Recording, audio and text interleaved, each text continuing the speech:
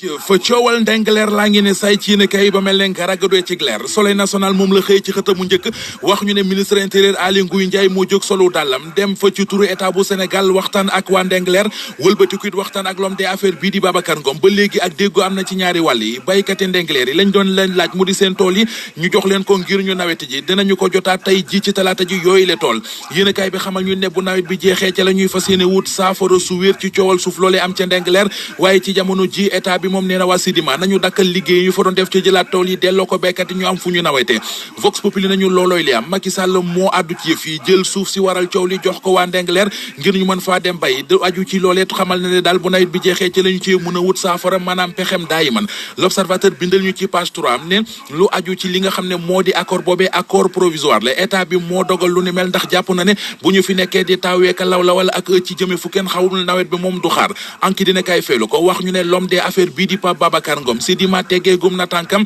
ci suuf si nga xamante ne ji moo waral coow li ca Ndingler dellu na ca gannaaw tuuti ba ñu delloo ko béykat yi La Tribune mel na ku naan ñu jaruta xaatigoñ léegi ndax donte Babacar Ngom dellu na gannaaw ci yëf yi dutee dafay xaar nawet bi jeex mu laajaat suufam journal L'Info nañu lu aju ci moomi li mbir ci communiqué boo xam ne jote nañu ko ci ministère de l'intérieur ci la ñu xam le ne président de la république Macky Sall moo santaane ñu delloowaat béykat yi Ndingler yi seen tool yooyu ngir ñu mën a am fu ñu nawetee santit waa Sidima bépp liggéey boo xam ne ñoo ko fa doon def nañu ko dakkal ba nawet bi jàll ñu jàll ci lii quotidien fekk fa ministre intérieur Aly Ngouille Ndiaye mu toog këram di ministère de l'intérieur la ñu yéene kaay bi ne am na jëf yu njukk njur yoo xam ne nemmeeku nañu fa mu di loo xam ne def nañ ko te tegewul ci yoon ne ci rapport 2017 bu inspection générale d'état bi ci la ñu gis ay rëq-rëq yoo xam ne am na ci anam yu yore caisse d'avance bu état bi foofee Les Échos nañu ministre de la santé di Abdoulaye Diouf Sarr moom it ARMP autorité de régulation des marchés publics téye na loxoom ci benn marché boo xam ne dañu caa gis lu dalul seenum xel marché la bu jëmoon ci ay kit production énergie solaire ak ay équipement d'intervention marché bu tolloon ci ñeenti téeméeri millions ñu jël marché ba jox ko société bu ñu naan Pico Méga te Pico Méga ci njaayum ordinateur ak meuble ca la ñu ko xamee woon moo waral bi waa RMP yëgee loolee bàyyiwuñ ko mu sori dañoo annulé marché ba marché di tekki ci tubaab dox justice réew mi nga xam ne doxatul daanaka nam war a doxee jamono ji enquête dina kay ci la xëy di enquête ci lan moo indi tàggatémbe gi gis na ne ay samina ngi ni justice su Sénégal doxinu cuux lu xet lay doxee dem sax ba yàq ci lu bari ndaje mi ñu doon amal démb ngir lijjanti ko wut cee saafara ndaje mu jurul dara ba tax syndicat gi di SYTJUST fas yéene jéggi ministre de la justice seeti meneen pexe ak feneen fu ñuy fajee seeni tawat secrétaire général bu SYTJUST di maître Aya Boun Mali Diop ni ñu ci journal bi diis ak dangiral ak bëgg a wane sa bopp gu mënoon a ñàkk moo indi blocage gi Le Quotidien nañu boole ci kit accord 2018 yooyee doxoon ci diggante gouvernement bi ak waa SYTJUST da ci am ak lees soxul gu ci am moo waral ba léegi président Macky Sall soowul ci signé décret boobee gaañi di laaj ñu bari li ñuy laaj jamono ji moo di lan moo am dëgg-dëgg ci mbirum xale bu jigéen bi ñu gis ñu di ko tumal ak càcc ak di ko pamte ba di ko saay-saaye siiwal yëfi ci réseaux sociaux yi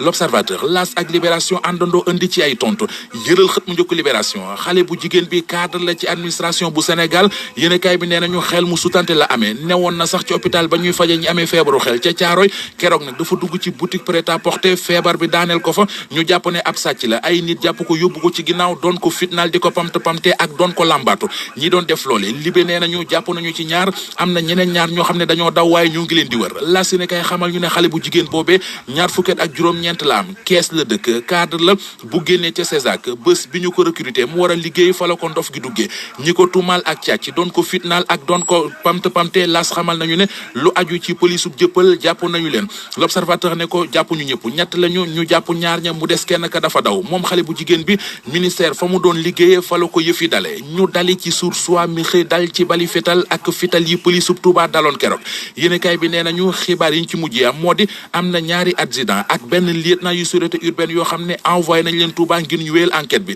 ci mbir ma it journal bi nee nañu am na keneen kak teg nañu ko ci loxo ba ma nga ca garde à vue. Savon de Marseille Alphé seen gamme Opalia seen kenkeyri AAD Abdou Alima Diop ak Home Choice Sénégal ñoo leen doon may li ci yéenekaay yi. jërëjëf Mamadou Mouhamed Ndiaye jërë ngeen jëf mbokk yi xibaar yi la woon ak RFM bokkoon na ci ne ay xibaar bu tiis bi di génnuk àddina ancien ministre intérieur bu Sénégal di Cheikh Sadibou Fall ab diir mu ne woon ci paju ca Bordeaux wuy ji sunu borom ci suba teel tey jile moom ancien ministre intérieur Cheikh Sadibou Fall nekkoon it ancien ambassadeur bu Sénégal ci Rome ci Italie ñu ñaan sunu borom xare ko